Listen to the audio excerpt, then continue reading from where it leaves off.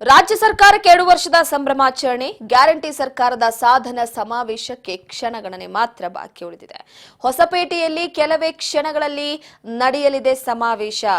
ರಾಜ್ಯ ಸರ್ಕಾರ ಅಧಿಕಾರಕ್ಕೆ ಬಂದು 2 ವರ್ಷ ಪೂರೈಸಿರುವಂತಹ ಹಿನ್ನೆಲೆಯಲ್ಲಿ ಆ 2 ವರ್ಷದ ಸಂಭ್ರಮಾಚರಣೆ ಗ್ಯಾರಂಟಿ ಸರ್ಕಾರದ ಸಾಧನ ಸಮಾವೇಶಕ್ಕೆ ಇನ್ನೇನು ಕ್ಷಣಗಣನೆ ಮಾತ್ರ ಬಾಕಿ ಉಳಿದಿರುವಂತ ಹೊಸಪೇಟೆಯಲ್ಲಿ ಕೆಲವೇ ಕ್ಷಣಗಳಲ್ಲಿ ಸಮಾವೇಶ ನಡೆಯಲಿದೆ. ಲೋಕಸಭೆಯ ವಿಪಕ್ಷ ನಾಯಕ ರಾಹುಲ್ ಗಾಂಧಿ ಸೇರಿ ಹಲವು ನಾಯಕರು ಭಾಗಿಯಾಗಲಿದ್ದಾರೆ.